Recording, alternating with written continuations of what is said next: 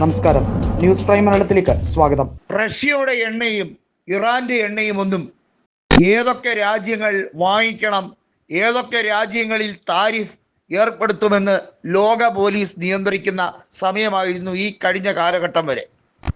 എന്നാൽ അമേരിക്കയോട് വളരെ വ്യക്തമായി തന്നെ റഷ്യ ഭയപ്പെടുത്തിക്കൊണ്ട് പറഞ്ഞിരിക്കുന്നത് കൃത്യമായും ഞങ്ങളുടെ സാമ്പത്തിക സ്രോതസ് മുട്ടിച്ചാൽ ഞങ്ങളെ പട്ടിണിയിലാക്കാമെന്നും സാമ്പത്തിക അരാജകത്വത്തിലേക്ക് തള്ളിവിടാനും നിങ്ങളൊക്കെ ശ്രമിച്ചാൽ ഒരെണ്ണവും നേരെ ചൊവ്വേ മുന്നോട്ട് പോകില്ല. ലോകം കൂരിരുട്ടിലാകുന്ന കാഴ്ചയായിരിക്കും കാണാൻ പോകുന്നത്.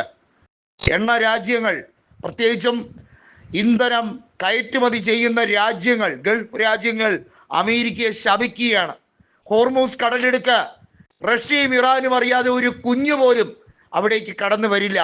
കപ്പൽ ഗതാഗതം, ചരക്ക് ഗതാഗതം പരിപൂർണമായി ഇറാൻ സ്തംഭിപ്പിച്ചിരിക്കുകയാണ്. മധ്യ ഏഷ്യയിലെ നീക്കങ്ങൾ ഇങ്ങനെ തന്നെ ഒരാഴ്ച കൂടി തുടർന്നാൽ ലോകത്ത് പരിപൂർണമായ ഇന്ധനക്ഷാമം വരികയും മറ്റുള്ള രാജ്യങ്ങളിൽ അത് പ്രതികൂലമായി ഏറ്റവും കാഠിന്യത്തോടെ, ഈ നൂറ്റാണ്ട് കണ്ട ഏറ്റവും വലിയ കാഠിന്യം അവരെല്ലാം അനുഭവിക്കുകയും ചെയ്യും. ഇപ്പൊ തന്നെ നമ്മൾ കണ്ടാൽ അറിയാം, നമ്മുടെ രാജ്യത്ത് ഉള്ള മിക്ക ഹോട്ടലുകളും പടിപടിയായി പൂട്ടിക്കൊണ്ടിരിക്കുകയാണ്. കൊമേഴ്ഷ്യൽ പാചകവാതകം ഇനി ലഭ്യമല്ലാത്ത രീതിയിലേക്ക് കാര്യങ്ങൾ പോവുകയാണ്. അങ്ങനെ വരുമ്പോൾ ഹോട്ടൽ, ടൂറിസം, വ്യാവസായിക രംഗങ്ങൾ പരിപൂർണമായി നിശ്ചലമാകുന്ന ഒരു കാഴ്ച കാണാം. അത് ഒട്ടുമിക്ക ഏഷ്യൻ രാജ്യങ്ങളെയും ബാധിക്കും. അത് മറ്റ് രാജ്യങ്ങളെയും പ്രതികൂലമായി ബാധിക്കും.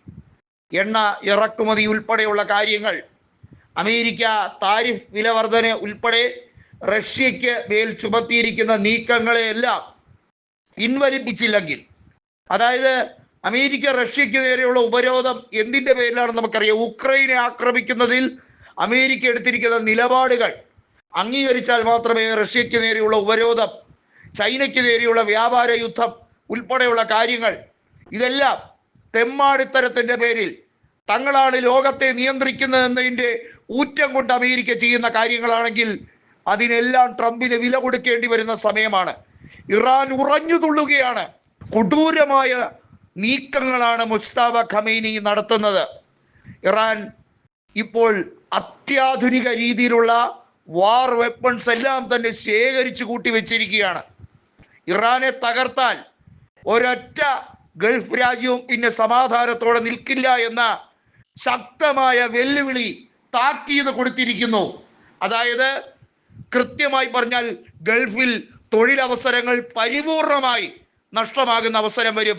അമേരിക്കയിൽ കുടിയേറി പാർത്തിരിക്കുന്ന വിദേശികൾ പലരും അവിടെ വിട്ടൊഴിയേണ്ടി വരുന്ന അവസ്ഥ, സാമ്പത്തിക മാന്ദ്യം, കടുത്ത അരാജകത്വത്തിലേക്ക് ഈ യുദ്ധം കൊണ്ടുപോകും. ഇത് മൂന്നാം ലോക മഹായുദ്ധത്തിലേക്ക് കൊണ്ടുപോകാൻ അമേരിക്കയ്ക്ക് ഒരിക്കലും താല്പര്യമില്ല. അങ്ങനെ വന്നാൽ ഈ സാമ്പത്തിക ഭദ്രത ഉൾപ്പെടെയുള്ള എല്ലാ കാര്യങ്ങളും കീഴ്മേൽ മറിയും. അമേരിക്ക പാപ്പരാകും.